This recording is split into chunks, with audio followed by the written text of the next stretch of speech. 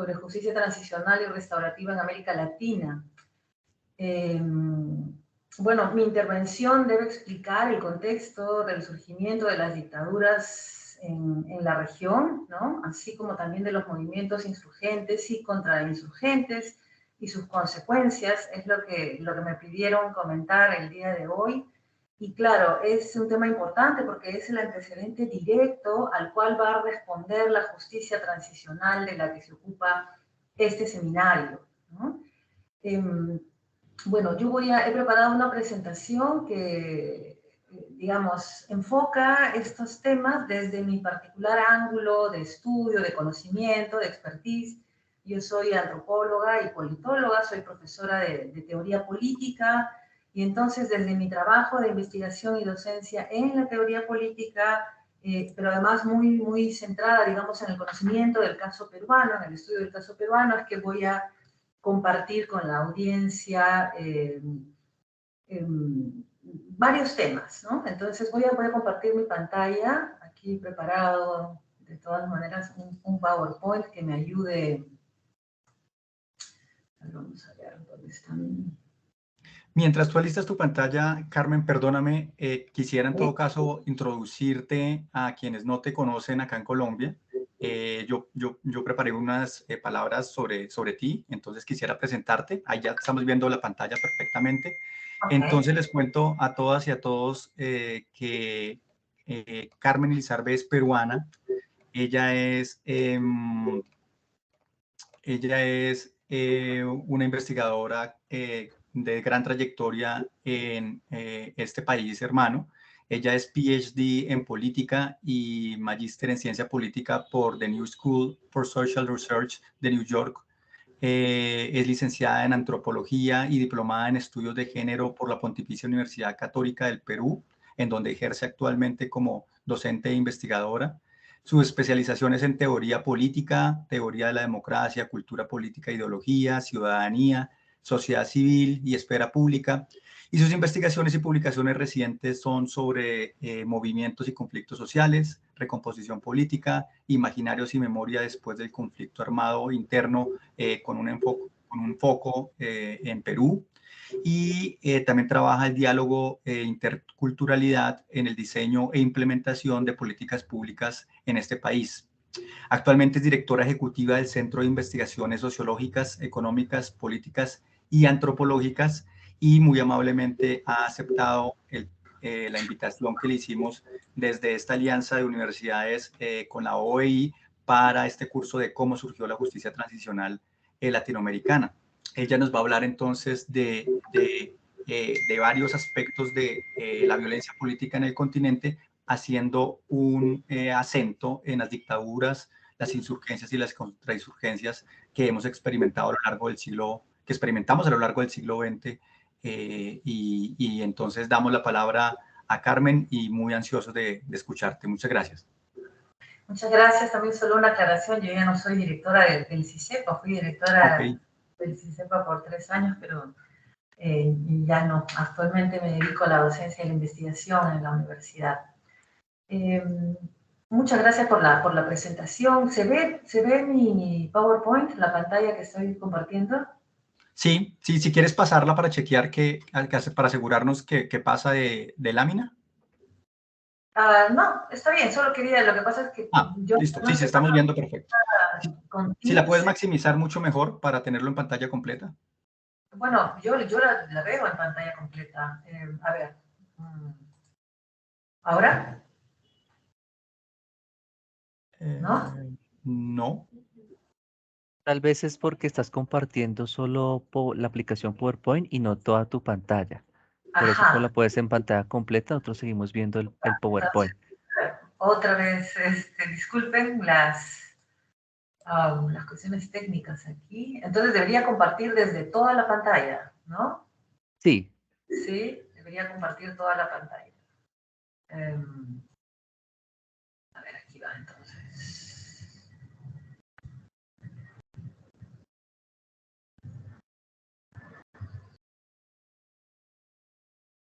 ¿Y ahora? Perfecto. Sí. Ok, sí. ya, yo no veo a nadie más que solamente mi pantalla, pero aquí vamos. Cualquier problema me avisan, por favor. Entonces, No bueno, el tema de hoy es dictaduras militares y violencia contra el insurgente en América Latina. A ver, voy a contarles un poco cómo he organizado la sesión del día de hoy. Voy a abordar cuatro temas, ¿no? Vamos a empezar hablando de manera un poco general y amplia de las dictaduras del siglo XX en América Latina.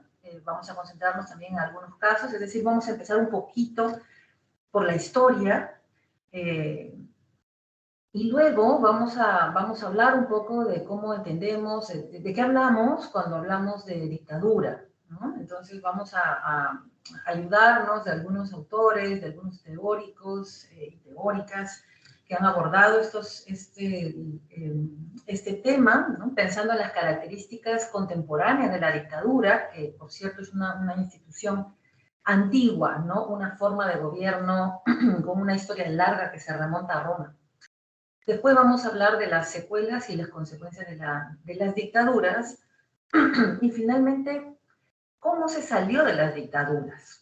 Y espero que luego tengamos un espacio para preguntas y comentarios también de la audiencia, de las personas que están participando el día de hoy. Entonces, entrando al primer tema, el de las dictaduras en el siglo XX, en nuestra región. Aquí vemos un poco una línea de tiempo, en la que vemos, digamos, la fuerza, ¿no? Que ha tenido el despliegue también en nuestra región de las dictaduras militares entre los años 60 y vamos a decir el año 2000, ¿no? Estamos hablando de la segunda mitad del siglo XX. Entonces, Bolivia entre el 64 y el 82, Argentina también, Uruguay, Chile, Paraguay, República Dominicana, el Perú, aunque yo voy a hablar del Perú en dos momentos distintos, un poco más adelante también, Ecuador, Colombia, Nicaragua, Brasil, Venezuela, ¿no? Es una lista larga de países y aquí estamos concentrándonos solamente en la segunda mitad del siglo XX. Las dictaduras, por otro lado, digamos, no solamente han ocurrido en este periodo de tiempo, son una recurrencia en la historia de varios países de nuestra región, pero las características de estas dictaduras de la segunda mitad del siglo XX tienen un interés particular para nosotros, y vamos a hablar un poco de eso, ¿no? Digamos, vamos a comentar algunos elementos que hacen semejantes, aún con sus diferencias, a estas distintas dictaduras militares, ¿no? Entonces, lo que podemos decir de ellas en conjunto es que en principio, y esto es bien importante, fueron dirigidas típicamente, es decir, en la gran mayoría de casos, por juntas o comités integrados por la alta dirección de las Fuerzas Armadas, ¿no?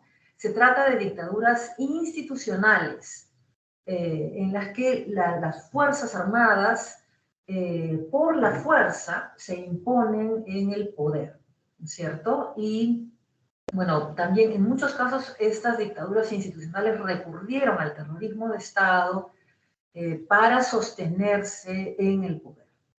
Varias de estas dictaduras, vamos a ver que tuvieron también el apoyo del gobierno, de varios gobiernos en los Estados Unidos, y aquí el papel del exsecretario de Estado Henry Kissinger es notable, ¿no? Es conocido ya su apoyo a los golpes de Estado en Argentina y Chile, ¿no?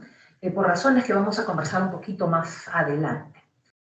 En Sudamérica, digamos en la zona sur de nuestra región, varias de estas dictaduras forjaron alianzas entre sí, que se materializaron en lo que se vino a llamar el Plan Cóndor, ¿no? Justamente porque se trataba de los países andinos, se utilizó el nombre de esta ave, ¿no?, importante, el cóndor, para denominar a esta lógica, a esta alianza que se materializó en una política de represión, secuestro, tortura y también desaparición de los oponentes políticos, ¿no? El Plan Cóndor fue importante en Argentina, en Chile, en Bolivia, Paraguay, Uruguay, en Brasil, y bueno, también en una etapa de una de las dictaduras peruanas, ¿no?, de las que vamos a hablar también un poquito más adelante, ¿no? Entonces hubo también una dimensión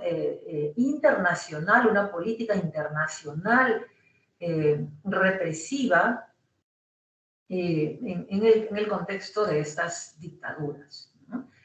Otra semejanza entre varias de estas dictaduras militares dirigidas por juntas de las que estamos conversando, es que buscaban instaurar un nuevo orden político, económico, social. Es decir, se trata de proyectos de cambio radical para los distintos países, ¿no? En varios casos, y aquí me centro en Argentina, Chile y Perú, que son los casos que quisiera proponer un poco como casos de estudio para esta sesión, implicó, por ejemplo, la reforma del Estado para instituir el régimen neoliberal, ¿no? Es decir, un modelo económico, como conocemos, que privilegia una serie de políticas que incentivan la inversión internacional, de corporaciones y capital internacional, que más bien, digamos, plantea que el Estado debe retroceder también en la provisión de servicios básicos en la sociedad, y entonces como consecuencia implicó, por ejemplo, la privatización de empresas públicas, también generó una serie de políticas que recortaban derechos adquiridos, derechos sociales, derechos económicos, adquiridos previamente en los distintos países, entre varias otras medidas importantes que requerían cambios importantes en la estructura burocrática del Estado, en la orientación de sus políticas, pero que también, digamos, implicaban que había que conducir a la propia sociedad en nuevas direcciones, ¿no? Transformar incluso los vínculos sociales, las lógicas económicas, la lógica productiva, y entonces todo ese nuevo orden, ¿no?, que tiene una dimensión política, económica, social e incluso, podríamos decir, cultural, implicó una serie de reformas internas, las mismas que se ejecutaron de manera vertical y autoritaria.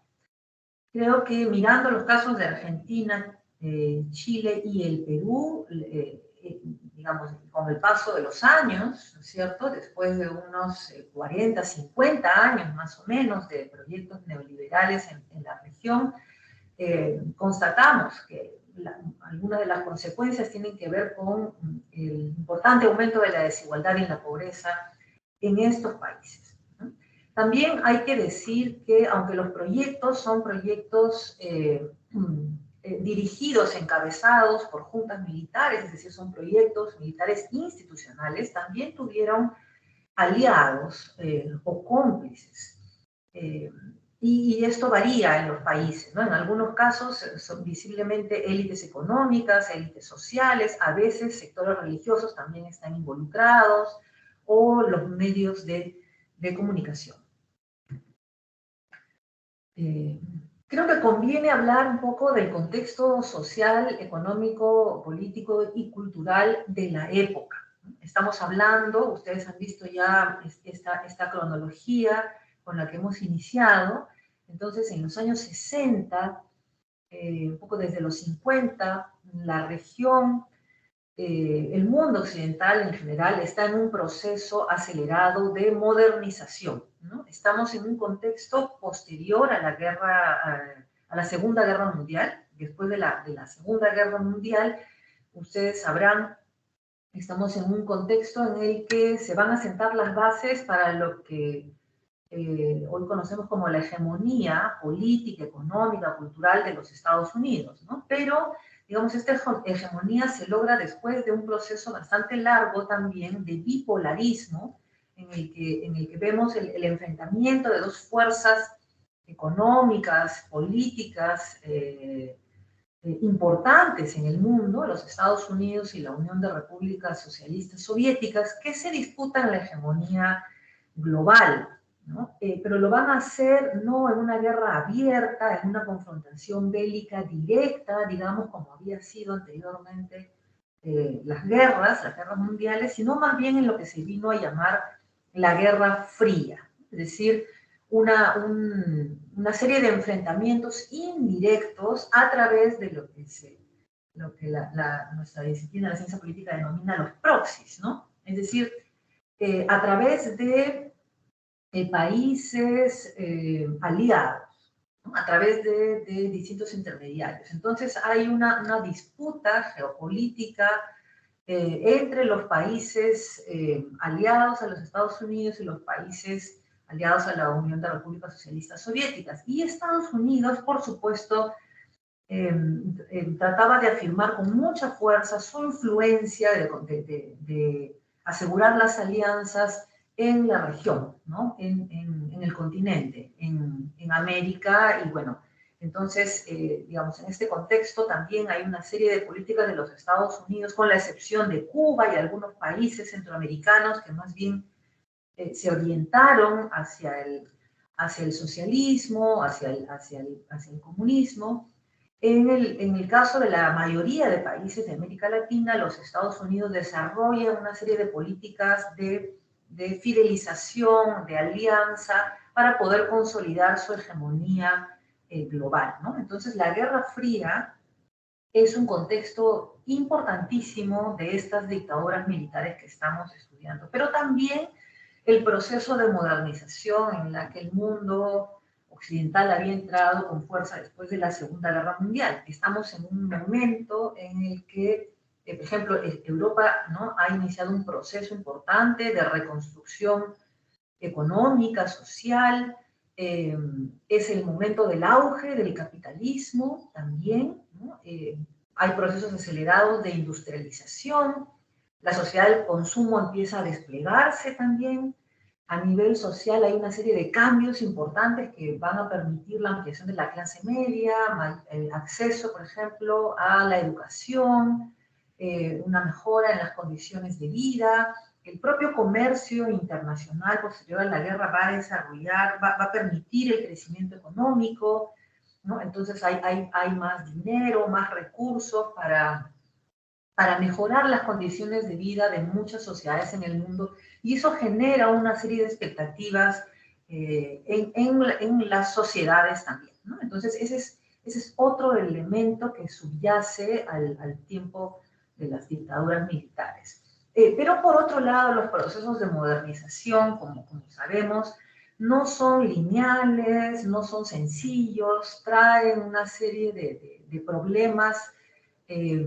Estos cambios acelerados, ¿no?, los de la industrialización, por ejemplo, la entrada del capitalismo, el comercio global con sus nuevas exigencias, generan muchas veces situaciones de inestabilidad política, crisis social, crisis económica, ¿no? Y eso también abonó, podríamos decir que fue un elemento importante, ¿no?, para justificar las dictaduras militares. Un elemento que hay que resaltar y que está vinculado al contexto de la Guerra Fría y al rol hegemónico de los Estados Unidos en su relación con la mayoría de dictaduras militares de las que estamos conversando, es el tema de la doctrina de seguridad nacional. La doctrina de seguridad nacional de los Estados Unidos tenía como objetivo formar a los ejércitos de los gobiernos militares de la región de estas dictaduras en el accionar represivo de los grupos opositores e incluso de la población civil, eliminando a quienes se manifestaban a favor del comunismo, ¿no? Tenemos que entender que en el contexto de la Guerra Fría, los Estados Unidos plantean que el comunismo y los proyectos socialistas en general son el enemigo número uno. Y ese es el discurso que la mayoría de las dictaduras militares van a adoptar también. Entonces despliegan una serie de acciones, estrategias brutales realmente, para contener a los sectores de oposición política, de oposición social también, en sus respectivos países. Pero no es simplemente que todos estos miembros de las Fuerzas Armadas, a estas juntas, a los dictadores, se les ocurrió, coincidieron en las formas de hacer las cosas. Fueron formados en la Escuela de las Américas por unas 4 décadas, más o menos, en una serie de métodos, mecanismos, ¿no? Lo que se entendía como una política de control interno, ¿no? de lo que se consideraban enemigos internos del Estado, por la vía del ejercicio del terror. Entonces, el terrorismo de Estado es una de las consecuencias de la enseñanza de esta doctrina de seguridad a miles de miembros de las Fuerzas Armadas de países latinoamericanos en el contexto de la Guerra Fría. Y esto es lo que nos permite entender la gran cantidad de formas de violaciones de los derechos humanos que son características también de estas dictaduras. Bueno, entonces, para ilustrar un poquito esto, vamos a hablar de algunos casos, ¿no? Como les decía, los casos que yo quisiera poner sobre la mesa son los de Argentina, Chile y el Perú, un poco los que son más cercanos a mi conocimiento, a mi experiencia. El primer caso es el de Argentina, ¿no? En Argentina, el dictador, durante la mayor parte del tiempo del gobierno de la Junta Militar, fue Jorge Rafael Videla, que llegó al poder en el año 76 a través de un golpe de Estado, ¿no? Ustedes ven aquí, es una dictadura bastante larga, ¿no? Son unos 15 años más o menos de dictadura en Argentina, y el resultado son miles de desapariciones forzadas, torturas, asesinatos de civiles en más de 500 centros clandestinos de detención desplegados por todo el país, ¿no? Además, en Argentina, nosotros sabemos, se produjo también el robo masivo de niños, ¿no? Y esta es una de las dictaduras que tuvo el apoyo directo del gobierno estadounidense para mantenerse en el poder, ¿no? Cuando finalmente se restauró la democracia en 1983, es un proceso que vamos a observar más de cerca un poquito más adelante, Videla fue denunciado por violación de los derechos humanos, juzgado y condenado por crímenes de lesa humanidad. No todos los responsables pudieron ser finalmente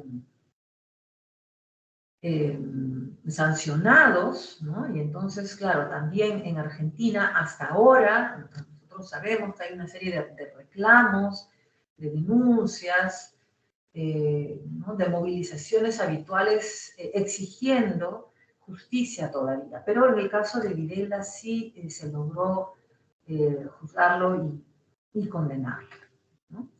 Aquí tenemos una foto de Videla y su Estado Mayor, ¿no? Creo que la foto es bastante reveladora de esta dimensión institucional de las dictaduras, ¿no? Vemos ahí a militares de las distintas armas, también, por supuesto, los jefes policiales, algunos son civiles. Detrás de Videla vemos nosotros un obispo, ¿no? Entonces, es una coalición también, es una alianza la que permitió sostener en el poder tantos años a la dictadura argentina. El segundo caso que quisiera resaltar es el de Chile. En Chile, Augusto Pinochet dio un golpe de Estado también contra el gobierno de inspiración socialista de Salvador Allende en el año 1973. Esta dictadura se prolongó hasta el año 80, en realidad podríamos decir que más allá del 80, ¿no? Hasta los años 90, pero en el 80 hubo un cambio importante que que viene con la promulgación de una nueva constitución, ¿no? Y entonces es una dictadura que tiene etapas distintas también en su interior. El objetivo del golpe de Estado de Augusto Pinochet, que había sido, ¿no?, el jefe de las Fuerzas Armadas del presidente Allende, ¿no? El objetivo de Pinochet era truncar este gobierno de inspiración socialista que había impulsado políticas como la nacionalización del cobre, por ejemplo, la nacionalización de una serie de empresas privadas en Chile, la nacionalización del sistema financiero, la reforma agraria, ¿no? Estamos hablando de un proyecto claramente izquierdista y el golpe de Estado tiene como objetivo salvar la democracia del totalitarismo marxista, ¿no? Y aquí estoy citando los argumentos de la propia dictadura, ¿no? Y claro, en el caso de Chile, también uno de los casos más conocidos es el país al que reconocemos como el primer escenario, el primer laboratorio neoliberal en el mundo, ¿no? El gobierno de Augusto Pinochet va a girar al país en la dirección del neoliberalismo, el cual va a ser impuesto literalmente a sangre y fuego. En el caso de Chile tenemos la creación, por ejemplo, de la DINA, ¿no? Una Dirección Nacional de Inteligencia, un instrumento para el control social y político de la oposición, utilizando una policía secreta que tenía prácticamente facultades ilimitadas, ¿no? Este es un elemento que ha sido importante, ha sido recurrente también en varios de nuestros países, en el contexto de las dictaduras militares, ¿no? Una policía secreta que opera de manera clandestina, identificando opositores al régimen, y bueno, digamos, atentando, ¿no?, contra los derechos de líderes políticos, líderes sociales y en muchos casos también ya de la población civil de manera más amplia. En el caso de Chile, a diferencia, por ejemplo, del caso de Argentina, la dictadura no tuvo el apoyo de la Iglesia. Al contrario, ¿no?, más bien en el caso de Chile, la Iglesia creó refugios para la protección y defensa de las víctimas de la DINA, ¿no? Una diferencia importante. Bueno, aquí vemos una foto de Augusto Pinochet, ¿no? Y algunos miembros de su Estado Mayor. El tercer caso que quiero comentarles es el caso del Perú. En el Perú vamos a identificar varios momentos distintos y actores diferentes también. Perú es un caso atípico, podríamos decir, ¿no? En el caso peruano, varias de las cosas que he estado afirmando no coinciden mucho. En 1968, el general Juan Velasco Alvarado, un militar peruano, dio un golpe de Estado contra el gobierno del presidente democráticamente elegido Fernando Belaúnde Terry, ¿no?, e instauró lo que se llamó el Gobierno Revolucionario de las Fuerzas Armadas, ¿no? Entonces, el caso peruano es, digamos, un caso que se desvía del conjunto, porque este es un gobierno que más bien se orienta hacia la izquierda, ¿no? No es un gobierno de derecha, no es un gobierno que va a implementar el neoliberalismo, es más bien un gobierno que tiene una serie de políticas que lo sitúan en el campo de la izquierda, incluso algunos podrían decir del socialismo, ¿no? Por supuesto, es un gobierno autoritario también, pero sus políticas van a ser más bien políticas de izquierda. Por ejemplo, la nacionalización de empresas privadas, la expulsión de algunos inversionistas importantes internacionales, la reforma agraria que terminó con el sistema de haciendas en el Perú, ¿no? Y un sistema que era prácticamente de esclavitud de los indígenas. Una reforma educativa también que ponía en valor la imagen de Túpac Amaru, la recuperación del quechua, ¿no? Digamos, el ensalzamiento de la identidad peruana como una identidad que podía remontarse a los incas, ¿no? Una recuperación del pasado inca, andino del Perú para ponerlo en valor, y por supuesto, bueno, también el control de los medios de comunicación, ¿no? Entonces, Velasco Alvarado gobernó hacia la izquierda entre el 68 y el 75. En el año 75, él mismo sufrió un golpe de Estado por parte de Francisco Morales Bermúdez, otro militar, uno de los militares del gobierno institucional, ¿no? Este es también un gobierno institucional de las Fuerzas Armadas, y el golpe de Estado de Francisco Morales Bermúdez implica un giro hacia la derecha, digamos, en la dictadura militar, ¿no? Entonces, en medio, digamos, el golpe de Estado implicó el inicio del desmontaje de las reformas de izquierda implementadas por Velasco Alvarado, pero el país entró también en un proceso de crisis económica muy fuerte, que impulsó la recomposición de los movimientos sociales y políticos, que permitieron posteriormente organizar una transición hacia la democracia. En el caso del Perú, el régimen fue represivo de la oposición política, ¿no? El régimen exilió a varios líderes sociales, intelectuales, líderes políticos, y era un régimen autoritario, ¿no? Que impidió de manera sistemática la organización autónoma de la sociedad, es decir, también buscó controlar la expresión, las demandas, ¿no? De la propia sociedad, pero no fue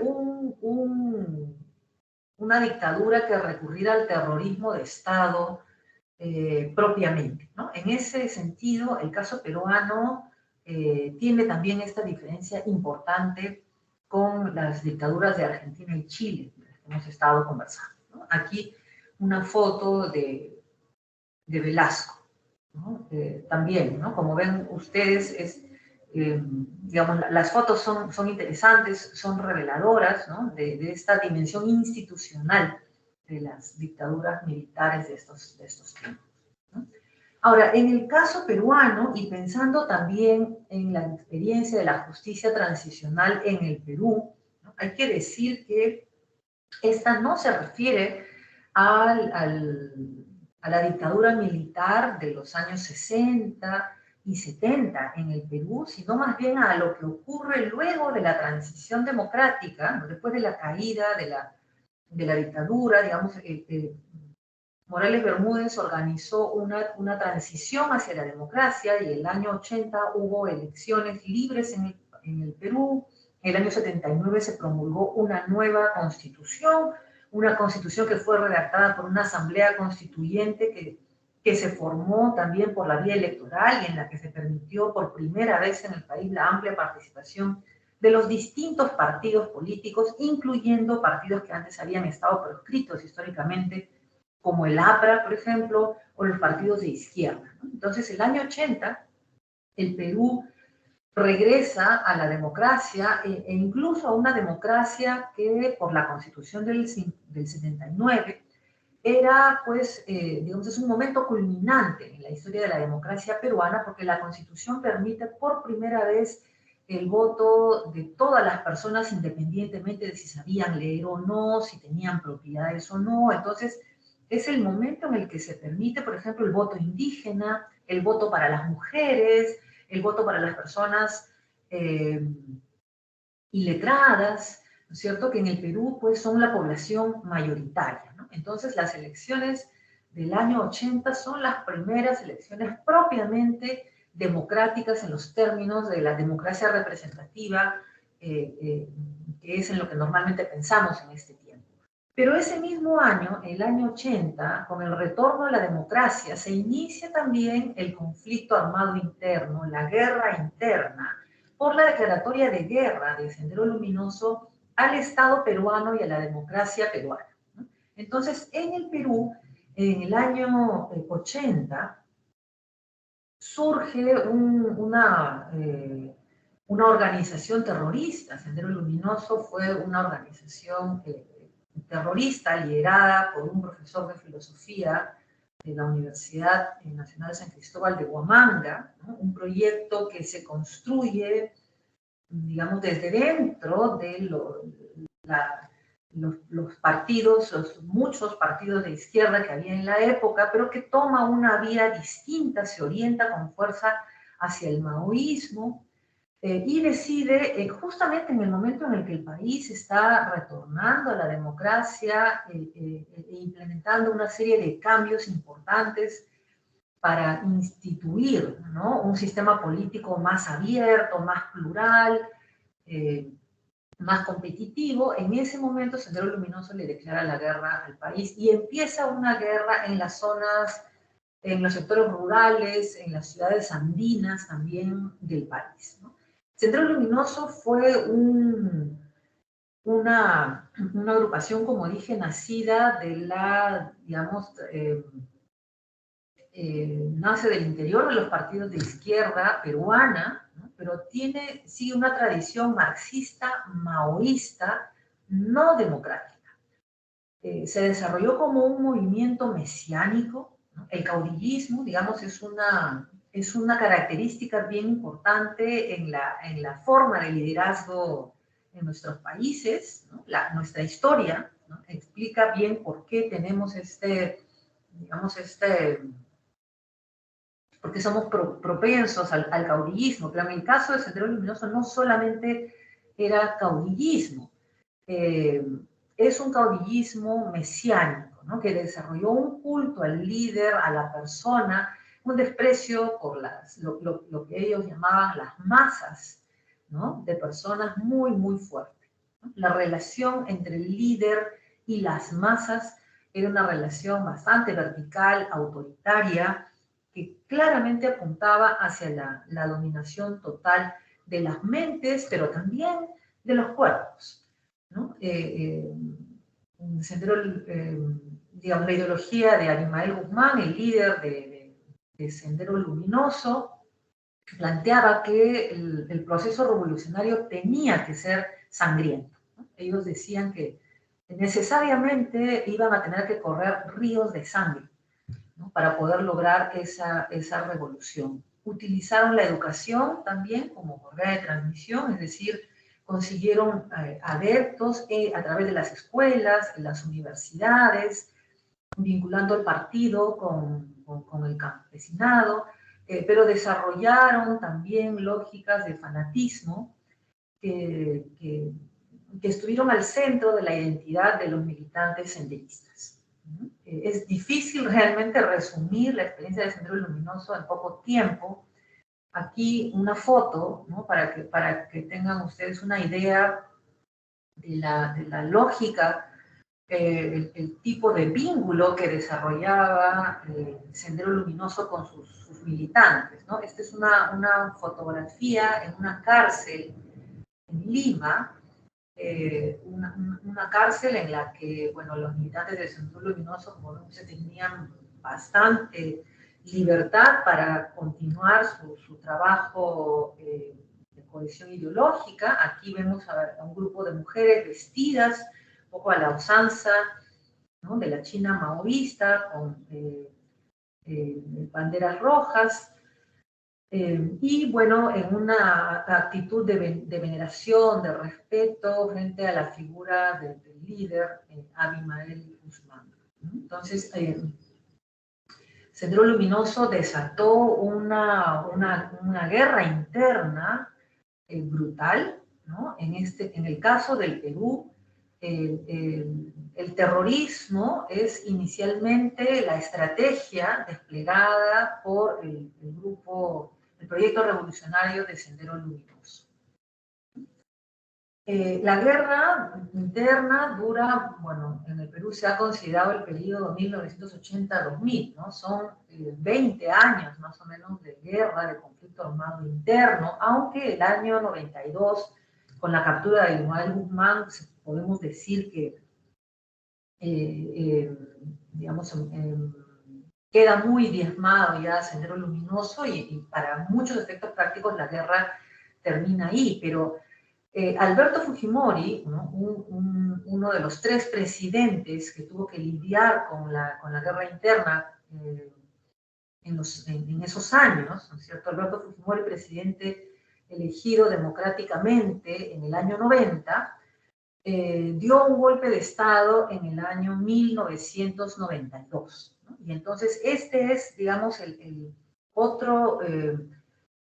esta es una otra dictadura en el caso del Perú, pero que tiene particularidades también que la hacen distinta a las que hemos estado estudiando para periodos previos, ¿no? En el caso del Perú, en este tiempo, bueno, la concentración del poder se produce por la fuerza a través de un golpe de Estado que se hace en alianza con las Fuerzas Armadas, las fuerzas policiales, las élites empresariales, gracias a la manipulación y compra de los medios, las encuestas y algunos líderes opositores que se prestaron también a esto, ¿no? La característica particular aquí es que estamos hablando de un civil, ¿no? Este es no solamente un civil, sino un presidente que fue elegido democráticamente.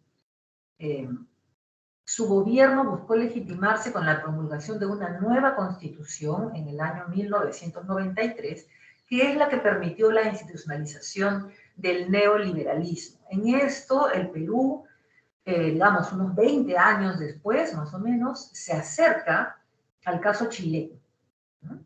Entonces, el fujimorismo implementó un gobierno neopopulista o un populismo neoliberal que desarrolló una serie de vínculos directos, también autoritarios y populistas con la población a través de políticas clientelares.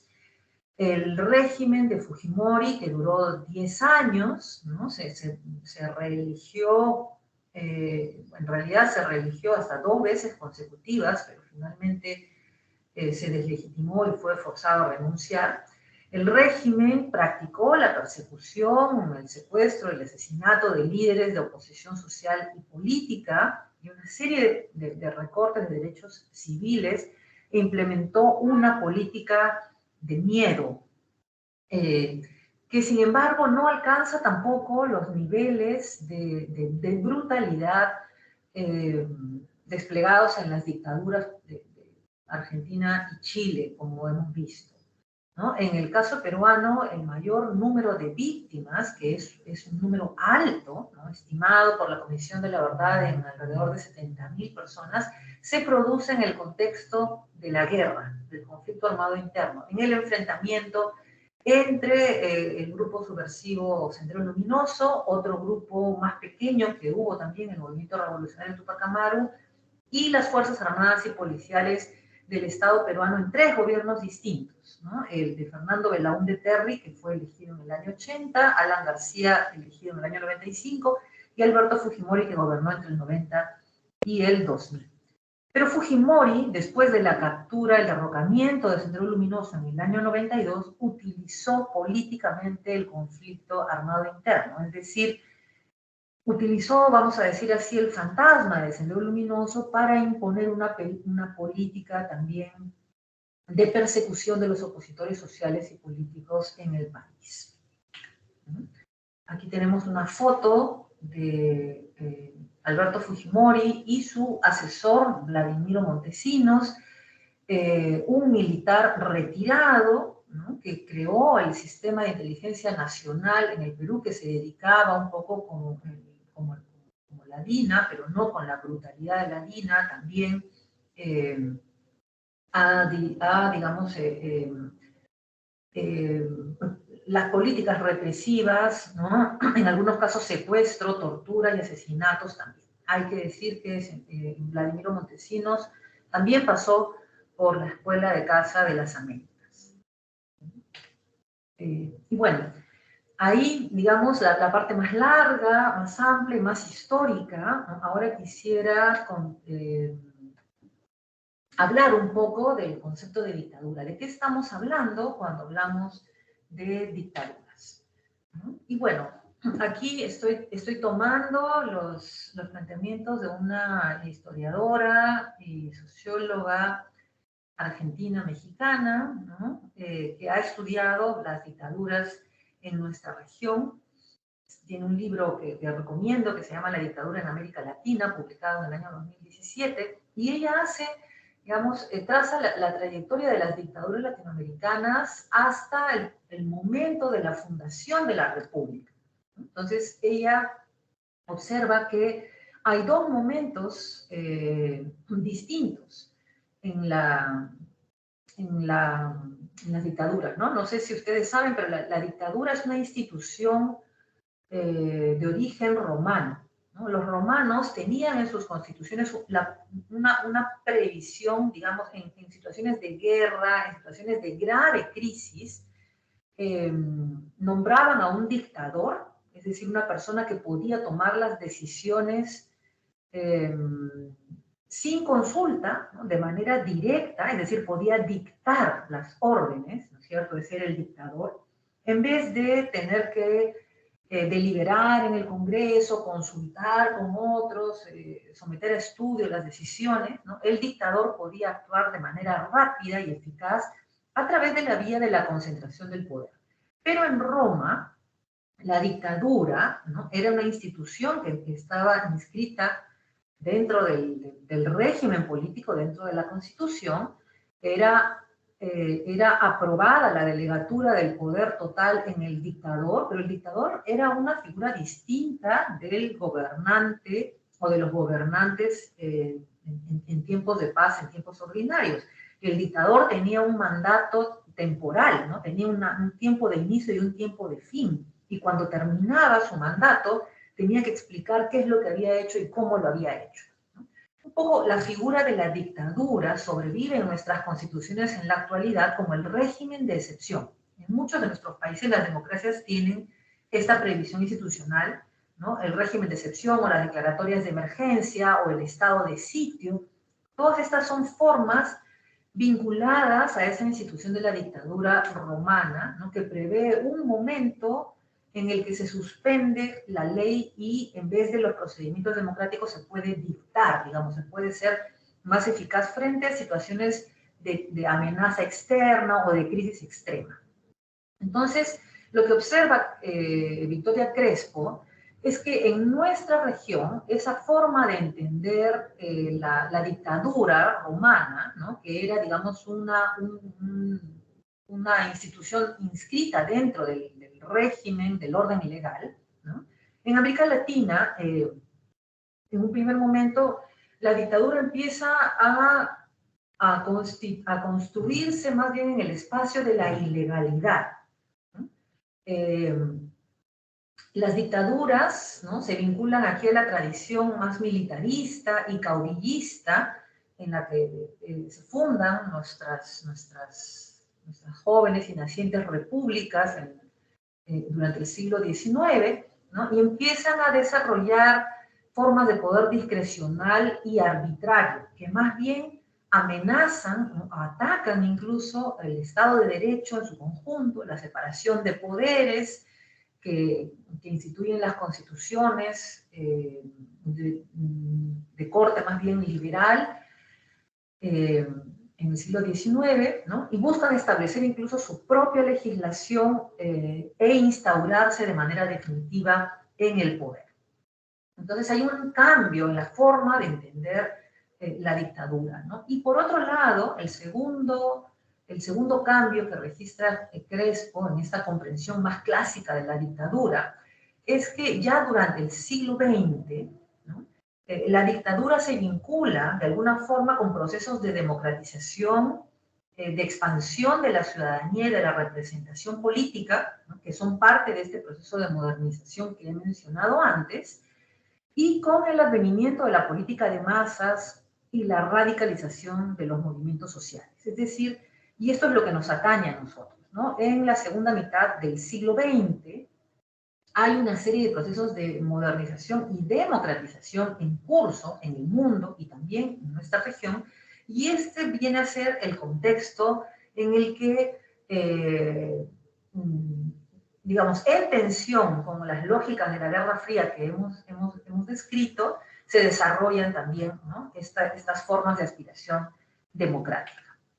Entonces, si bien está en curso la Guerra Fría y estas lógicas más geopolíticas y de hegemonía mundial están operando, a la vez un imaginario democrático está desarrollándose y va a constituir un poco el nuevo contexto mundial, ¿no? El imaginario democrático genera una serie de expectativas de cambio y modernización en las sociedades del mundo occidental y en nuestra región también, ¿no? Hay nuevas demandas de ampliación de la ciudadanía, la gente reclama por sus derechos, quiere afirmar la ciudadanía, exige la apertura política o mayor redistribución, o hay demandas de justicia social, ¿no? Hay, digamos, ahí un cambio bien importante también a nivel de la sociedad. Por otro lado, también ha ido avanzando el constitucionalismo democrático, ¿no? La idea del imperio de la ley,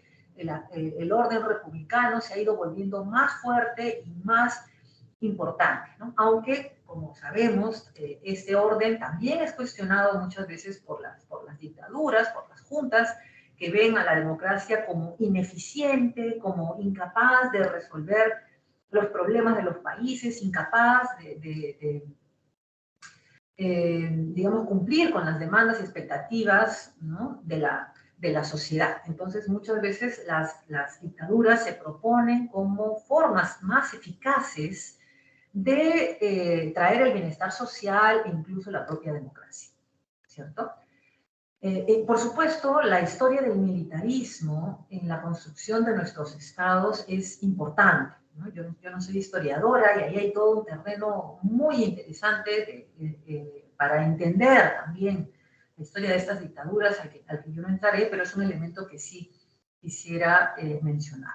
Y otro, y aquí me estoy centrando en el trabajo de la historiadora peruana Cecilia Méndez, es, digamos, la presencia histórica en nuestra región también del terrorismo, ¿no? Cecilia Méndez ha estudiado de manera puntual para el caso peruano cómo el terrorismo en los inicios de la República era una fuente de legitimación del Estado, ¿no? Es decir, el Estado se preciaba de poder desplegar,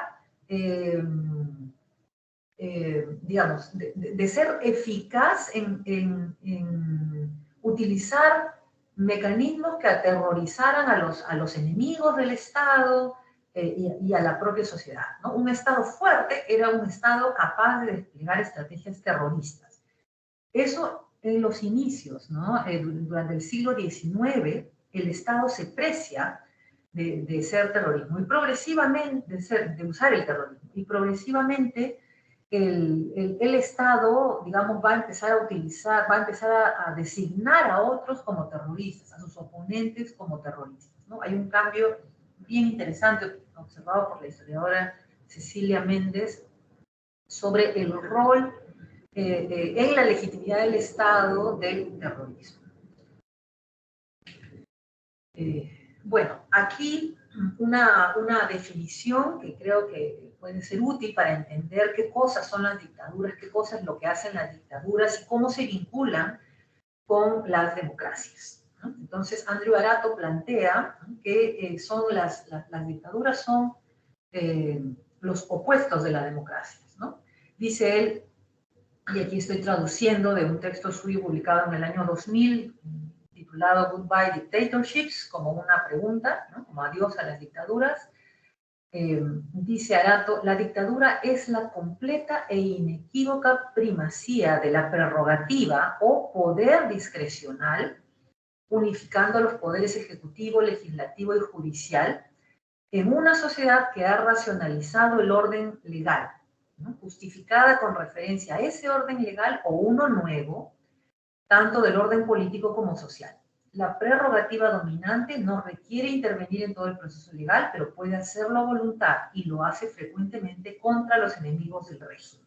Es decir, que las dictaduras reunifican el poder, ¿no? Reunifican el poder. La democracia es un sistema político que más bien desconcentra el poder.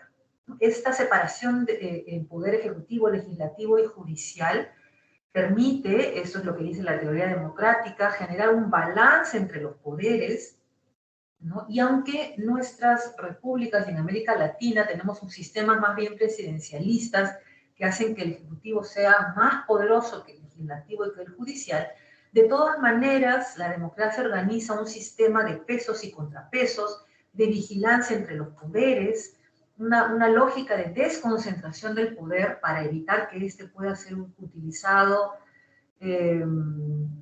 digamos, de manera arbitraria, ¿no? Por una única cabeza. Lo que hace precisamente la dictadura es cancelar, ¿no?, esa desconcentración, intentar unificar a la sociedad por la fuerza. A veces las dictaduras buscan también instituir un nuevo orden legal que las legitime, ¿no es cierto?, que les dé legalmente el poder concentrado de dirigir a la sociedad en los términos que consideren necesarios, con las acciones que consideren necesarias y en la dirección que les parezca también, ¿no? Entonces, estos regímenes identifican a sus enemigos y los atacan, los cuestionan también sin reconocer derechos, ¿no? Entonces, las dictaduras se caracterizan por eso, ¿no? Por el ejercicio de un poder discrecional, es decir, absoluto, total, que no reconoce límites, y concentrado. También las dictaduras, y justamente por este marco del imaginario democrático que he mencionado antes, suelen hablar o decir, ¿no?, que hacen lo que hacen en nombre del pueblo.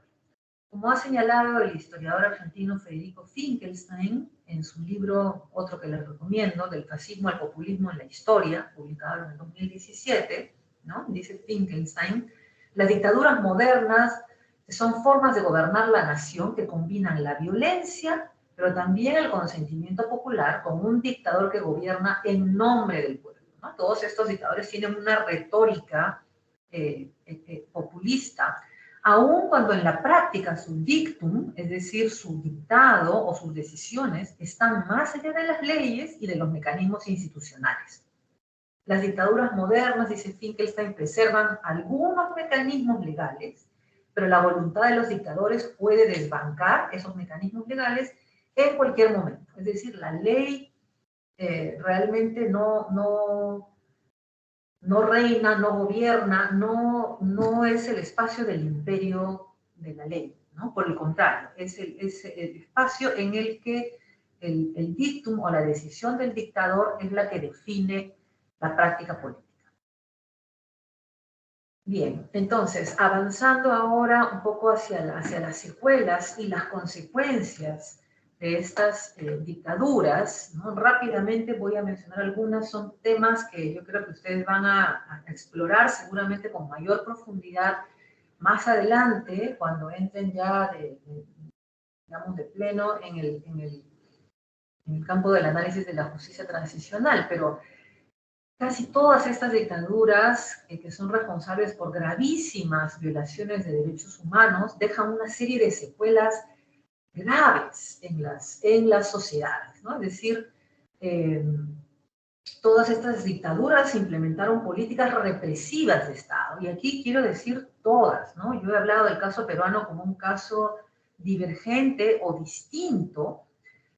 Claro, en el caso del Perú también la organización insurgente Sendero Luminoso, que es una agrupación terrorista, es responsable de las violaciones de derechos humanos, no solamente el Estado, pero desde los estados, ¿no? Y en la gran mayoría de casos lo que tenemos aquí es que se diseñaron políticas de Estado para el secuestro, la tortura, el asesinato, las desapariciones forzadas que afectaron la vida de miles y no millones de personas y sus familiares. Entonces, eso ha generado un conjunto de secuelas sociales de muy diverso tipo, ¿no? Como sabemos, millones de personas buscando aún a veces a sus familiares desaparecidos, sin tener noticias de ellos, de ellas, ¿no? Con sus vidas alteradas para siempre, destrozadas. Y por supuesto sociedades, ¿no? que tuvieron que enfrentar estas lógicas más bien fratricidas para regresar a al discurso, al lenguaje de la nación, ¿no? De la identidad nacional. Por otro lado, estas dictaduras en general trabajaron de manera sistemática, no solamente para implementar, digamos, el terror en la gente y asegurar así la fidelidad de la gente, ¿no? Porque el terrorismo, el objetivo del terrorismo era hacer que la gente obedeciera, ¿no? Aterrorizar tanto a la gente que nunca se generara un movimiento de oposición social contra las dictaduras. Ese era el objetivo de estas políticas de terror, ¿no? Que generaron estas graves violaciones de derechos humanos. Pero a la vez las dictaduras también trabajaron para debilitar el tejido social, para destruir las organizaciones de base e incluso en algunos casos formas básicas de agrupación como la familia, ¿no? Entonces todo eso genera un deterioro de los vínculos sociales, instaura lógicas de desconfianza, de temor, una serie de problemas mentales también, incluso la gente queda muy vulnerada, ¿no? En elementos fundamentales para la constitución de identidades sanas. Recién creo que ahora estamos reconociendo con más claridad todas las secuelas mentales, ¿no? con las que la sociedad tiene que lidiar después de estas dictaduras, ¿no? La sensación de vulnerabilidad, de miedo, de desconfianza que permea la sociedad, ¿no? El estrés, el terror, ¿no? Metido dentro de las personas y sus vidas. Por otro lado, estas dictaduras también, esa concentración del poder, esa forma de gobierno que no responde a nadie, absolutamente opaca, también promovió la corrupción y en muchos casos el robo, ¿no? de los recursos de la sociedad y de los estados. Y esto acarreó también incluso crisis económicas y en el caso de los países que implementaron con fuerza el neoliberalismo, acentuó la desigualdad, ¿no? Favoreció la concentración extrema de la riqueza y el empobrecimiento de amplios sectores de las sociedades nacionales. Entonces, muchas han quedado más desiguales de lo que estaban antes del inicio de las dictaduras, ¿no? Por otro lado, también después de las dictaduras lo que vemos es la recomposición de la democracia, y hacia eso voy a ir en mi siguiente punto, pero son sistemas democráticos bastante débiles porque las salidas de las dictaduras fueron a través de negociaciones políticas, son transiciones hacia la democracia negociadas, es decir, en vez de ser procesos violentos o revolucionarios para ir hacia la democracia, ¿no? Las salidas son menos violentas, son negociadas, pero esas negociaciones políticas permitieron también mantener ciertos enclaves autoritarios en las democracias que nacieron después, ¿no? Y eso ha generado una serie de problemas que estamos observando en el tiempo actual. Y bueno, por otro lado, las dictaduras generaron también una reformulación de las demandas sociales desde el imaginario, las expectativas que genera la democracia, muchas de las cuales se plasmaban en esos tiempos, hacia el final de las dictaduras, en el espacio de la calle, en la esfera pública, ¿no? Las dictaduras fueron bastante eficaces en aplastar la oposición social, en impedir la generación de una oposición social, pero con el tiempo fueron debilitándose también, fueron deslegitimándose y la sociedad empezó a recomponerse lentamente. Voy avanzando hacia el último punto, que es cómo se salió de estas dictaduras, ¿no? Cómo terminan estas dictaduras.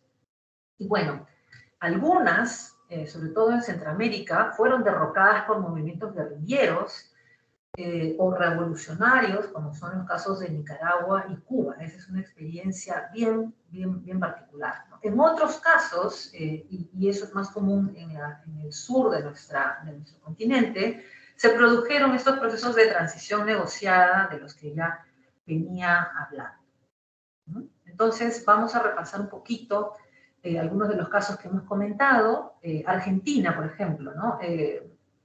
En el año 78, las Madres de Plaza de Mayo, una organización emblemática de la resistencia, de las luchas contra las dictaduras en nuestra región, empezaron a protestar públicamente. Bueno, las protestas estaban prohibidas, pero ellos empezaron a caminar, ¿no es cierto?, con sus pañuelitos o sus pañalitos en la cabeza, ¿no?, a circular, a caminar en círculos en la Plaza de Mayo, frente a la Casa Rosada, para visibilizar lo que ya eran denuncias masivas, ¿no?, de desapariciones forzadas, ¿no? Entonces, digamos, estas graves violaciones de derechos humanos empiezan un poco a desbordar también el propio gobierno de Videla, que en el año 81 se ve un poco forzado a renunciar, ¿no?, y es sucedido en el poder por 2 y hasta 3 militares, me parece, en un contexto de crisis económica que empieza a hacerse más fuerte también, ¿no? En el año 82 la dictadura intenta todavía relegitimarse usando el tema de las Islas Malvinas para generar adhesión social, ¿no? Pero finalmente la derrota, una derrota cara para Argentina, ¿no?, porque son pues centenares de jóvenes soldados muertos en ese enfrentamiento bélico con el Reino Unido, ¿no? La derrota acelera finalmente la caída del régimen, que antes de irse, y a esto me refería con las transiciones negociadas y los enclaves autoritarios, promulgó una ley de autoamnistía para los militares y destruyó muchas de las evidencias de la dictadura, ¿no? Sin embargo, en el año 83, luego de la elección de Raúl Alfonsín, el mismo presidente derogó la ley de autoamnistía e impulsó los juicios contra los militares y el retorno a la democracia, ¿no? Este es el caso de Argentina. El segundo caso es el de Chile. En Chile hemos hablado, bueno, del Plan Cóndor. En el año 76, el Plan Cóndor, digamos, se hace visible con el asesinato en Washington, D.C., del ex canciller de Salvador Allende, Orlando Letelier, ¿no? Ese asesinato a control remoto dirigido desde Chile, pero ejecutado en los Estados Unidos, le trae graves problemas al gobierno de Pinochet. Incluso los Estados Unidos, que digamos habían apoyado muchas de las acciones del gobierno de Pinochet, pero no se sentían muy contentos con un acto terrorista dentro de su propio territorio, ¿no?, empiezan a quitarle ya apoyo y a investigar al propio régimen. En el año 78, ¿no?, Pinochet ha perdido piso y busca relegitimarse a través de una consulta nacional opaca para obtener apoyo popular, ¿no?, y levanta el estado de sitio, ¿no? Esto es importante porque al levantar el estado de sitio, pues empiezan otra vez a resurgir un poco las formas de asociación, de organización social, para protestar contra la dictadura, ¿no? Y por otro lado, pues Pinochet empieza también a abrir un poco el espectro político, esa consulta nacional que es muy opaca, ¿no?, y digamos no tiene las garantías necesarias para ser considerado un proceso democrático, abierto, plural. De todas maneras, es un gesto hacia la necesidad de contar con algo de apoyo popular. En esa misma línea también en el año 80 se promulga una nueva constitución en previsión de que el país finalmente retornara a la democracia. Y esa es la constitución chilena que ha sido cuestionada, ¿no?, desde el año 2019 con el estallido, que se intentó reformar por la vía de la convención. Esa constitución instituyó el proyecto de una democracia tutelada o protegida. ¿Protegida por quién? Protegida por los militares, ¿no? Es una constitución en la que los militares o sus elementos aliados tienen un peso muy fuerte y que los protege también, por supuesto, de ser enjuiciados o de que su poder sea finalmente erradicado del campo político democrático, ¿no? Sin embargo, a partir del año 80 el descontento crece ya de manera más visible y la recomposición de la sociedad empieza también a notarse. en el año 98 un nuevo plebiscito sobre la continuidad de Pinochet, ¿no? Pinochet dice, voy a hacer un poco como hice en el año 78, ¿no es cierto?, que organizó un primer plebiscito para relegitimarse, hace otro plebiscito para ver si se podía continuar su gobierno hasta el año 90, por 7 años más, y pierde ese plebiscito. Esa es la campaña por el no, ya se hace una campaña en la sociedad mucho más visible, mucho más abierta, y el no gana con el 54.71% de los votos y marca eso el inicio de la transición democrática. Pero claro, en el marco de esa nueva constitución, de esa democracia tutelada, sancionada por los propios militares. En el año 99, Patricio Aylwin es el primer presidente democrático elegido en elecciones, ¿no? El primer presidente de la concertación o la alianza de las fuerzas democráticas en Chile para enfrentar a los militares, pero Pinochet se mantuvo en el gobierno como jefe de las Fuerzas Armadas inicialmente y luego pasó a ser senador vitalicio.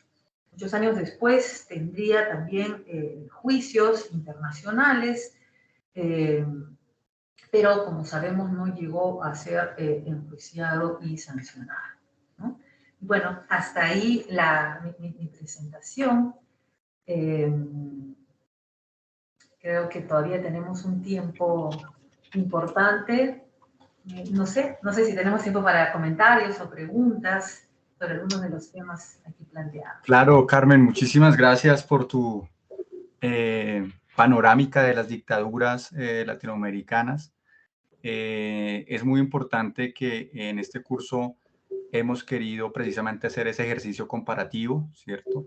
Sabiendo que las singularidades solo son posibles de asimilar a partir de la comparación misma. Entonces no podemos saber qué tan singular es la historia de Perú o la de Colombia solo en la medida en que la contrastamos con lo sucedido en otras latitudes. Hay varias preguntas en el chat y entonces no sé si te parezca que te las voy contando y sí, muchas gracias. Antes, sin embargo, antes de darle paso a las preguntas, yo quisiera como señalar algunos aspectos que tú nos aportaste y que son muy importantes como para hacer una suerte de síntesis muy apretada en un par de minutos nomás. Y es algunos lugares que visitaste de esta historia de las dictaduras latinoamericanas, haciendo un contexto desde los años 50 hasta finales del siglo XX. Nos dijiste que las dictaduras latinoamericanas surgieron en el contexto o se posicionaron, se difundieron, se tuvieron lugar en los países de América Latina después de la Segunda Guerra Mundial y en el marco de la Guerra Fría. En últimas, que el modelo político de dictadura fue un modelo adoptado por varios países de América Latina en el marco de la Guerra Fría. Y entonces están las larguísimas dictaduras de Nicaragua con la familia Somoza, de Paraguay con Stroessner, de Argentina con Juan Domingo Perón, en un principio en los años 50, pero después con una dictadura bien particular, como el caso de la de Rojas Pinilla acá en Colombia, también en los años 50, embebidas de populismo, un fenómeno también emergente en los años 50. Ya después en Argentina las dictaduras del 73 al 79, después también vienen las dictaduras en Perú, Bolivia, en Venezuela, la dictadura en Cuba, que es de hecho más antigua, ¿no? La de Fulgencio Batista, Brasil con Getúlio Vargas y Castelo Branco, más bien Castelo Branco, por casi 20 años, y las dictaduras del Cono Sur, que también podríamos ver cosas muy similares, a pesar de que también tienen sus particularidades. Nos hablaste también que estas dictaduras no solo hay que comprenderlas en el marco de la historia propia de América Latina, sino en el marco de un contexto internacional bastante agitado, marcado por fenómenos como, por ejemplo, la política norteamericana del sistema hemisférico de defensa, en donde se auspiciaron desde la década de los 60 una reorganización de la defensa continental en el marco del temor contra el comunismo internacional liderado por la Unión Soviética.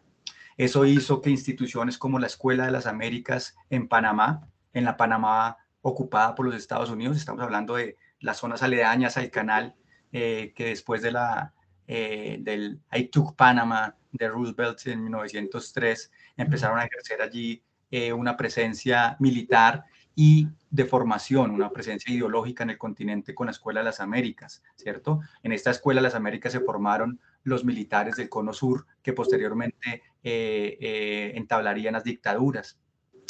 También, otro aspecto importante de lo que nos señalaste fue la doctrina de la guerra contrarrevolucionaria, ¿no? Entonces, se legitimó la guerra contrarrevolucionaria a partir del autoritarismo estatal y particularmente a partir del liderazgo de los militares con los argumentos de la defensa interna, y uno que nos marcó sobre todo en Colombia y también en América Latina, por supuesto, pero que en Colombia fue muy presente hasta hace muy poco, y es el del enemigo interno, ¿no? Es que el miedo y la forma de atacar a ese enemigo interno eran el autoritarismo, el terrorismo de Estado y las dictaduras militares. Había una primacía de las fronteras ideológicas y un control de la población por el miedo al comunismo. También recordemos que los años 60, 70, 80 fueron momentos de crecimiento de las ciudades, de crecimiento de los movimientos sindicales, de crecimiento de la educación, del acceso de la mujer a la educación superior y posicionamiento en diferentes sectores productivos, educativos y sociales de los países latinoamericanos. Y eso hizo que también el Estado empezara a temerle a esa población, y las dictaduras se presentaron como una forma de hacerle, de enfrentarlo, ¿no?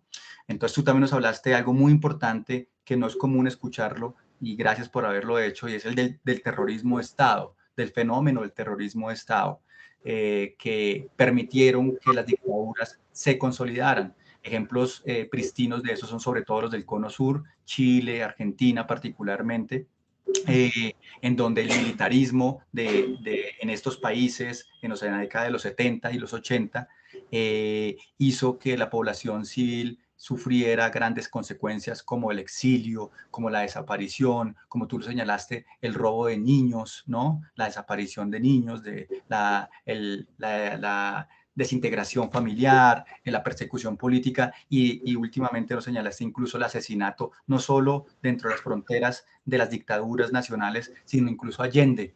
De hecho, en Washington, D.C. nos dijiste que fue asesinado alguien de la oposición a estas dictaduras. Entonces la represión fue un modelo político que asumió la dictadura, el autoritarismo estatal en los años 60, 70, 80 en nuestro país. Nos recordaste la muy fatídica Operación Cóndor en los Andes latinoamericanos en los años 70, que desató una ola de violencia estatal contra los movimientos sociales y contestatarios que tenían lugar y que estaban emergiendo en estos años. También esta Operación Cóndor fue algo importante, es la articulación de las dictaduras, es decir, hubo una cooperación autoritaria en el Cono Sur para ejercer el aparato represor contra las poblaciones. Y eso también se sirvió para experimentar otros fenómenos, también ya estos de corte social y sobre todo económico, como por ejemplo lo que ocurrió en Chile, la niña de ojos azules del Fondo Monetario Internacional, del Banco Mundial, en tanto fue allí donde, gracias a la dictadura de Pinochet, se experimentó el modelo neoliberal en sus máximas expresiones. Algunos dirán con resultados económicos muy buenos, algunos podrían decir eso, pero en todo caso los fenómenos sociales, los efectos sociales, los efectos políticos, los efectos desestructuradores, los efectos de privatización del Estado y desprotección social, pues todavía hoy en día se sienten y tal vez eso explica el movimiento constitucionalista que se está experimentando en Chile en estos momentos, a pesar de la pérdida de la reforma constitucional que acaba de ocurrir. Pero el solo hecho de ponerlo en plebiscito es muestra de que los efectos no fueron tan benignos como se cree, ¿no? También nos hablaste de la década de los 80, una década de experimentación económica, de diseños institucionales neoliberales en los países latinoamericanos, particularmente en Chile, con la dictadura de Pinochet, pero también una década muy complicada económicamente, ¿no? En la literatura de la historia económica de nuestros países se habla de la década perdida de los años 80.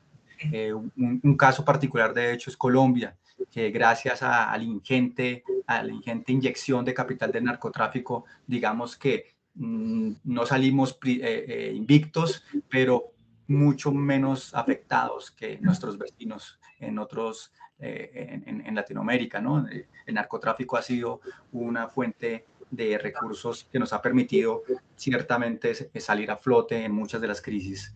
Entonces la década de los 80, que fue una década complicada en términos económicos, fue aprovechada también por el Estado represor, por el Estado autoritario, para hacer reformas y controlar a la población, y que las consecuencias de todos estos fenómenos podríamos verlas en diferentes órdenes, ¿no? Económicos, políticos, sociales. Una de ellas muy importante es el destierro, ¿no?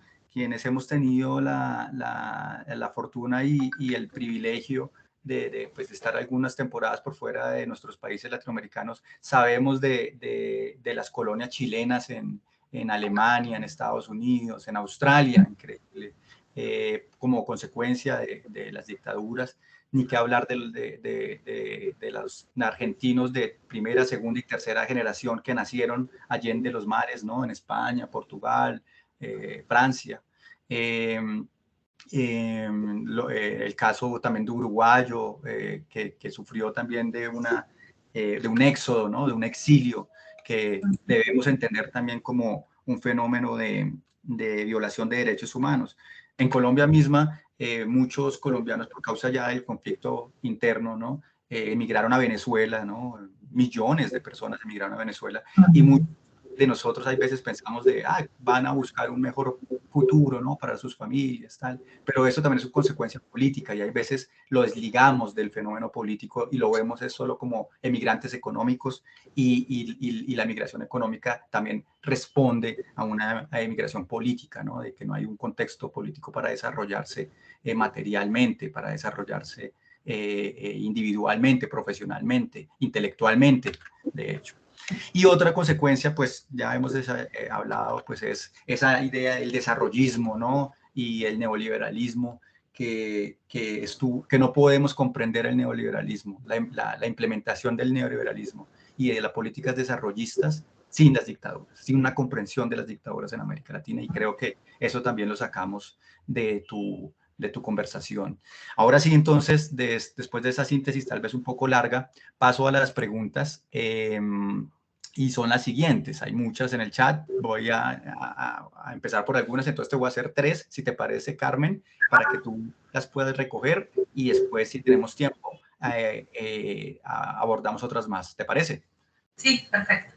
Gracias. Nos dice Alejandra Lucía Figueredo, ¿qué secuelas y legados permanecen de las dictaduras modernas en actualidad de América Latina? ¿Se reproducen algunos patrones en los populismos del siglo XXI? Mira, una pregunta muy interesante, muy vigente, pero que al lugar. Otra pregunta, agradeciendo a la profesora Carmen y pensando en una perspectiva comparada de estos casos y sus diversas, entre comillas, dice el corresponsal, soluciones o modelos para la transición, ¿cómo ha sido el rol de la diáspora en la reclamación de justicia, verdad y reparación ante las violaciones cometidas en las dictaduras, las violaciones de derechos humanos? ¿Qué tanta influencia han tenido la diáspora en la exigencia de estos derechos? Y cómo involucrar las diásporas en procesos como el colombiano, todo ello pensando en, bueno, acá no puedo, todo ello pensando en violaciones cometidas en las dictaduras.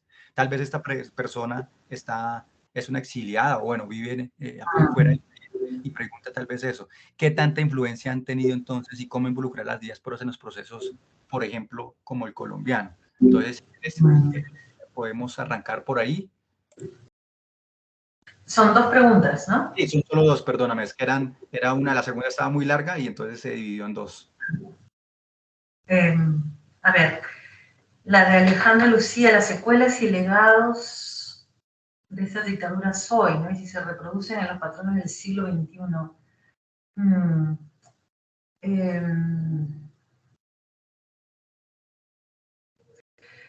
Yo personalmente, es una buena pregunta, pero es una pregunta compleja, digamos, ¿no? No sé si tengo una respuesta inmediata. Si pienso...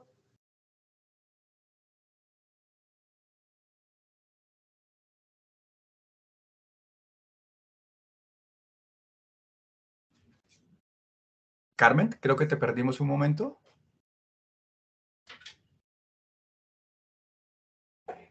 Carmen.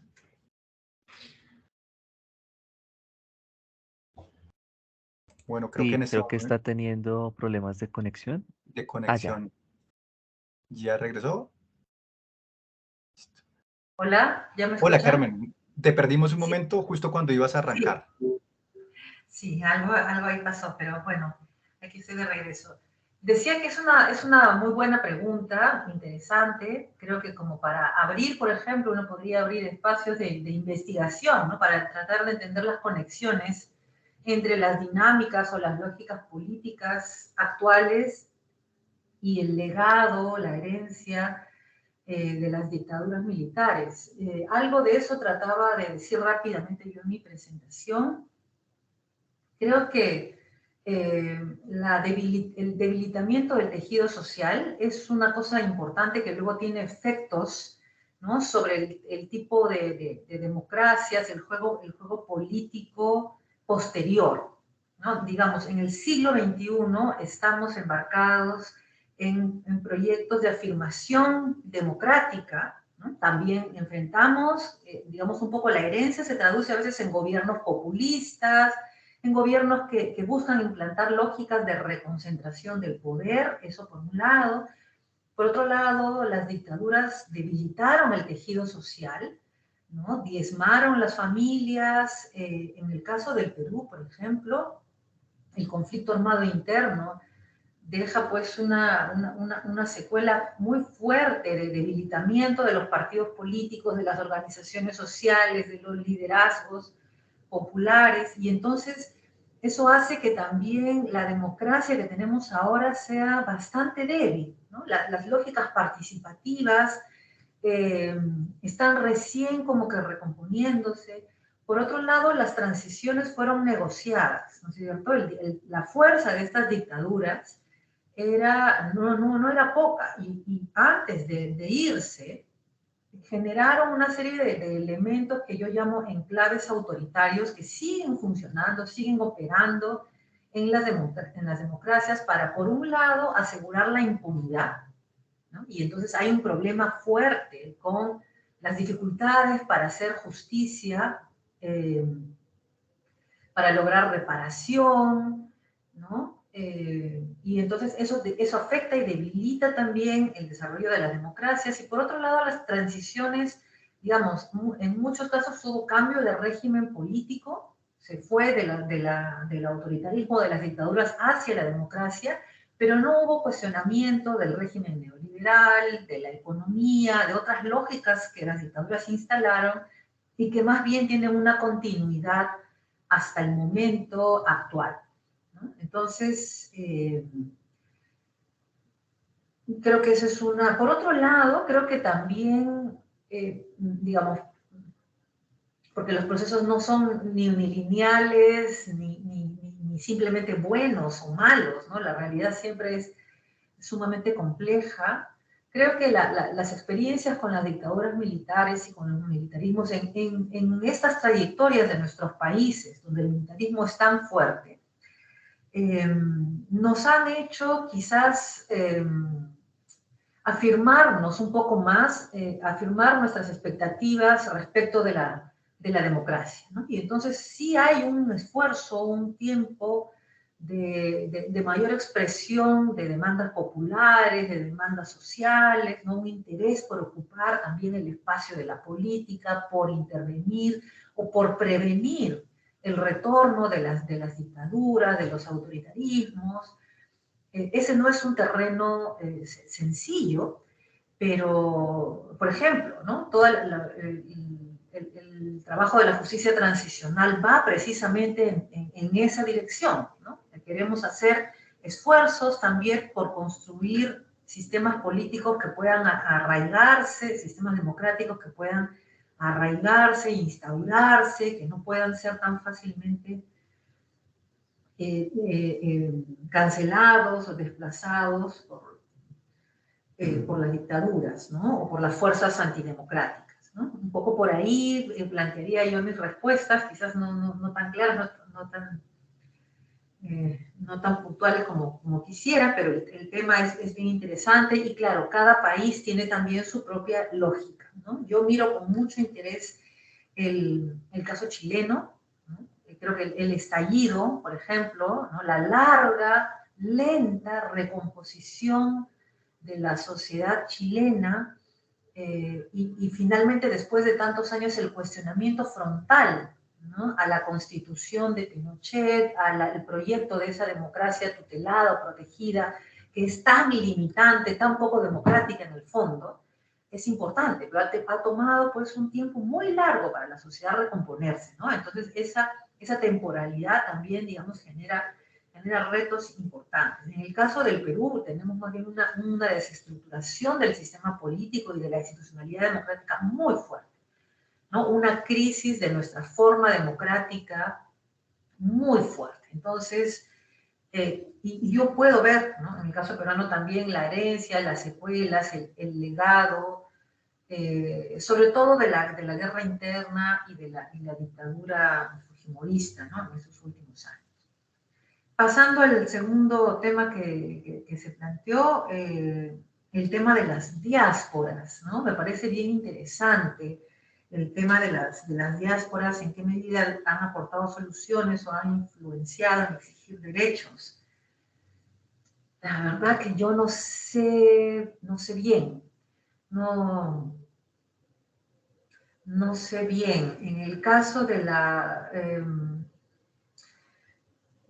pienso en el caso peruano, creo que este tiempo, el actual, con las redes y las tecnologías que tenemos que facilitan, digamos, el mantener los vínculos, los nexos, la comunicación, eso juega un rol importante hoy en día. No sé qué tanto ha podido ser así, ¿no? En la época de las mismas dictaduras, ¿no? Más allá de sobrevivir y digamos,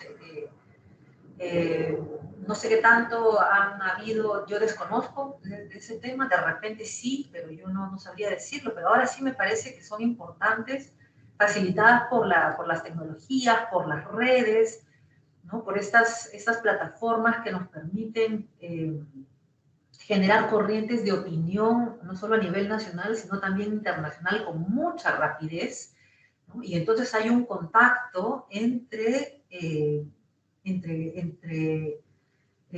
colonias o grupos, ¿no?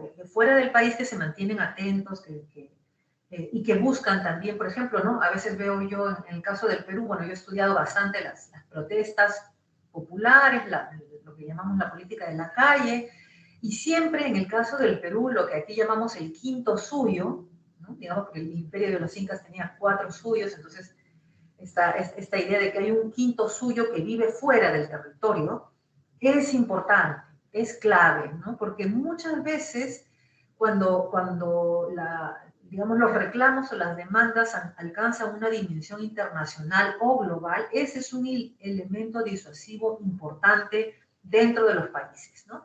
En las últimas décadas se ha acrecentado la interdependencia que tenemos los países y la importancia que tiene la escena internacional para la política y la economía nacional.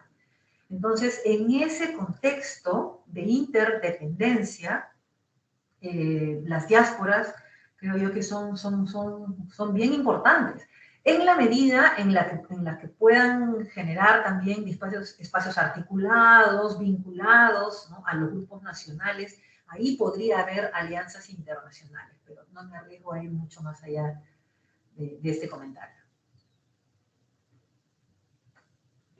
Muchas gracias, Carmen. Sí, de hecho, para quien hizo esa pregunta y que otros comentarios estaba revisando en el chat y lo que tú acabas de señalar, pues algo bien interesante es que aquí en Colombia, la Comisión de la Verdad, que acaba de entregar hace unos meses su informe final, compuesto por 10 volúmenes, un trabajo monumental, 10.000 páginas, tal vez más de 10.000 páginas, y precisamente el Observatorio Colombiano de Justicia Restaurativa, la OEI, y la Universidad Nacional y bueno, otras instituciones, hemos también desarrollado un diplomado que se llama La Paz no tiene tregua, y allí uno de los volúmenes que estudiamos fue el de Colombia fuera de Colombia, ¿no?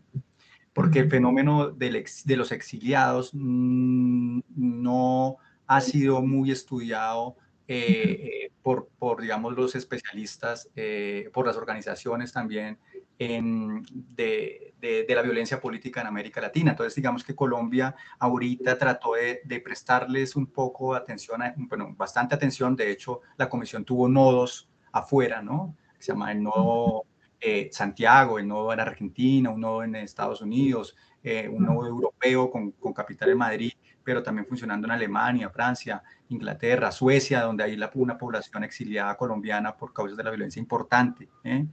Y como dicen aquí en el chat, pues las personas de la diáspora colombiana suman casi 10 millones, ¿no? 10 millones de personas, y muchas de ellas, entonces la forma de leerlos tradicionalmente era, no, se fueron a buscar un mejor vivir, ¿no? Pero lo que hemos encontrado gracias al informe de la comisión y a los informes de las organizaciones sociales, a la movilización de las organizaciones en el exterior de colombianos y colombianas, es que muchos de ellos, hay un subregistro de las causas reales de por qué emigraron, ¿no? Y no muchas emigraron por voluntad propia, sino porque las circunstancias de violencia política así lo requirieron. Entonces también es un fenómeno bien importante, y recordar pues que el exilio en sí mismo es una violación a los derechos humanos, ¿no?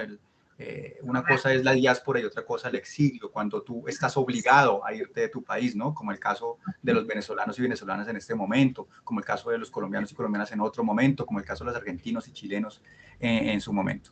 Bueno, tenemos otras preguntas. Aquí estoy revisando el chat. Dice Liliana Valencia, 35 nodos de apoyo en 24 países de América y Europa para la Comisión de la Verdad en Colombia. Entonces, esa es la magnitud más o menos de lo que estamos hablando, ¿no? En el volumen que es muy recomendado se llama La Colombia fuera de la Colombia. Dice Víctor Hugo Mendieta, ¿tú crees, Carmen, que el no de la Constitución de Chile en el gobierno de Boric se debe a que no era lo suficientemente transformadora, o porque el pueblo chileno prefirió ser mejor quedarse con la Constitución del 80 y no arriesgarse a la expectativa de lo desconocido?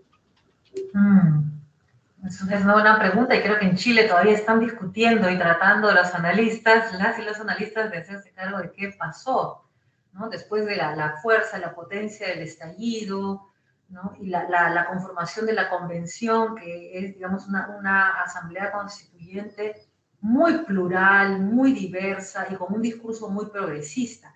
Yo pensaría que es al revés, no que no era suficientemente transformadora la propuesta de la convención, sino que quizás era demasiado transformadora. Es decir, la propuesta de la convención tenía una serie de formulaciones que sectores más tradicionales o conservadores en la sociedad chilena rechazaron, ¿no? En muchos casos con horror. Y entonces se desarrolló ahí una campaña muy fuerte.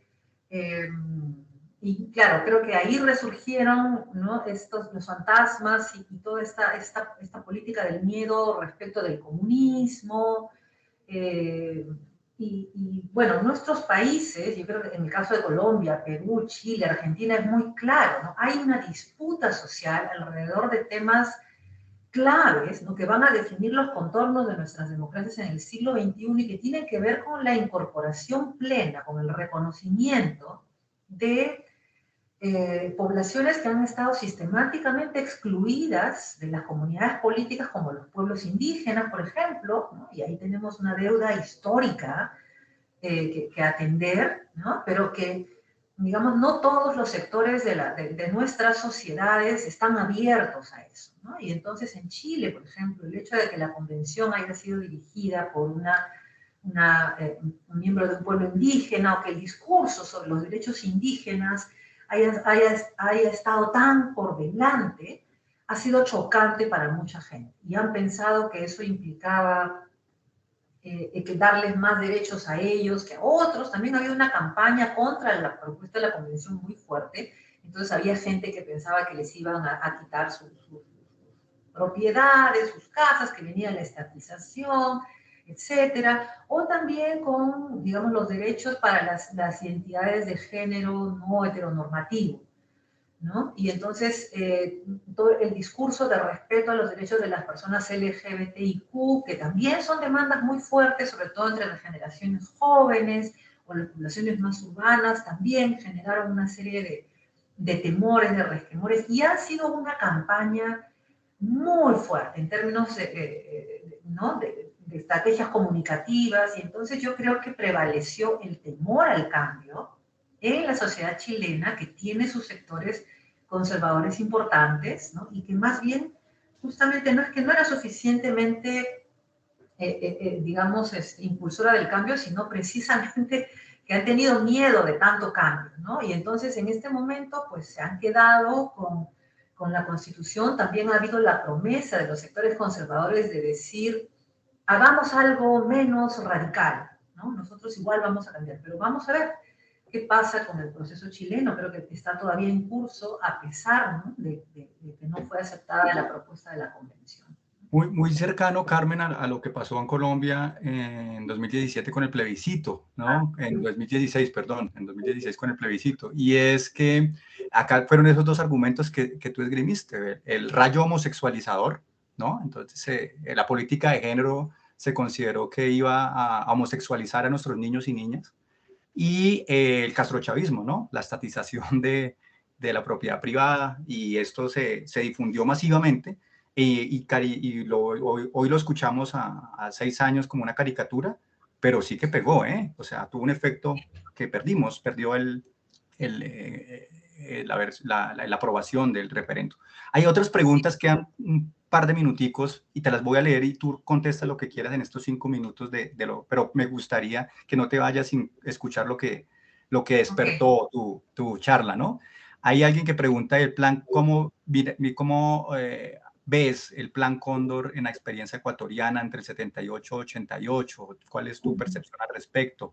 Alguien también pregunta, hace un apunte crítico a tu intervención y dice, ¿por qué calificar a Sendero Luminoso como un grupo terrorista y no insurgente? Alguien también dice desde Bolivia, desde una visión antropológica, ¿cómo puede lidiarse con el olvido de una parte de la población en estos momentos tan decisivos para Latinoamérica? Es decir, como la no relevancia de la memoria en muchos sectores sociales, y por qué crees que sea la instrumentalización de estos hechos para legitimar actuaciones igualmente dañinas para la sociedad. O de otra forma, dice ella, ¿por qué es que se tienen estas reacciones tan distintas entre sí, siendo que ambas son igual de erradas, tanto el olvido como la instrumentalización de la memoria, ¿no? También dice alguien, ¿cómo podríamos diferenciar entre dictaduras militares y regímenes democráticos por civiles pero autoritarios y su influencia de Estados Unidos? ¿Cómo ver los grupos insurreccionales o guerrillas contrastado con las dictaduras? Alguien pregunta también cuál era el contexto político, económico y social previo a las dictaduras de los países en desarrollo de la región. Bueno, eso creo que sí tú desarrollaste un poco mejor, y tal vez algunos apuntes di cuando resumí. Alguien pregunta, no creo que, a ver, creo que esos son como los puntos antes de darte la palabra, y como te digo, quedan un par de minuticos, pero quisiera decirles a quienes están preguntando por si esta sesión está grabada, les decimos, sí, está grabada. ¿Cómo accedo a ella? A través de la plataforma. Entonces, en la plataforma hay 3 módulos. Este hace parte del módulo 2, esta charla. Entonces, ustedes entran al módulo 2 y ahí van a encontrar grabación de la sesión. Si quieren ver la sesión anterior del magistrado Oscar Parra, entran al módulo 1 y dan clic en el material que hay allí.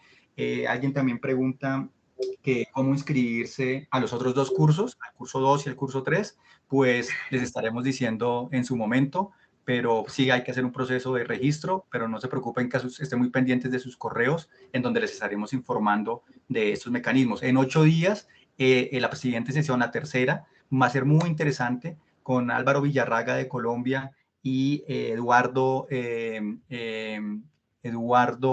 acá lo tengo, Eduardo, ¿tú te acuerdas del nombre, Carmen? El apellido, perdóname, Eduardo, el colega del colegio de la Universidad Mayor de San Marcos. Eduardo Toche, gracias. Félix, muchas gracias. Eduardo Toche, quienes van a hablarnos de insurrección y de movimientos insurgentes y contrainsurgentes en América Latina. Vamos a tener entonces un colombiano y un peruano debatiendo sobre este tema a las 9 de la mañana, miércoles, no jueves, miércoles. Listo, Carmen, entonces te damos la palabra, perdón. Bueno, yo agradezco las preguntas, no puedo responderlas aquí todas me parecen muy interesantes. Yo había querido comentar rápidamente sobre lo del rayo, ¿cómo es? Homosexualizador. El rayo homosexualizador, sí. Sectores conservadores bien importantes, ¿no? Con Mis hijos no te metas, que digamos se origina en Colombia, tiene sus filiales acá, y el discurso, este discurso, digamos, antiderechos, ha pegado fuerte aquí también, ¿no? Entonces, hay estos nuevos retos. Sobre las muchas preguntas, quizás voy a contestar solamente a dos cosas, ¿no? Hay una sobre el Sendero Luminoso. Sendero Luminoso es, por supuesto, un grupo insurgente, pero es un grupo insurgente que desarrolló el terrorismo como estrategia para ganar la guerra, ¿no? Sendero Luminoso desarrolló tenía una ideología y convenció efectivamente a mucha gente, ¿no? Formó un ejército popular, pero ese ejército popular estuvo formado no solamente de gente que estaba de acuerdo, por gente que estaba de acuerdo con las ideas de Sendero Luminoso, sino por gente que fue secuestrada y obligada a ser miembro de ese ejército, ¿no? Sendero Luminoso, además, digamos, para obligar a las poblaciones principalmente andinas y campesinas, es decir, aquellos por quienes ellos decían luchar, cometieron una cantidad increíble de masacres en algunos casos de comunidades enteras, ¿no? Bebés, madres embarazadas, ancianos, y así es como forzaban a la población a integrar su ejército, ¿no? Secuestraron también y sometieron, esclavizaron a un grupo indígena peruano en la Amazonía, los Asháninkas, y también en zonas urbanas. Como mencioné en mi presentación, una de las cosas que decía el líder, Abimael Guzmán, es que tenían que correr ríos de sangre para que la revolución senderista pudiera triunfar, ¿no? Entonces se exigía esa cuota de sangre.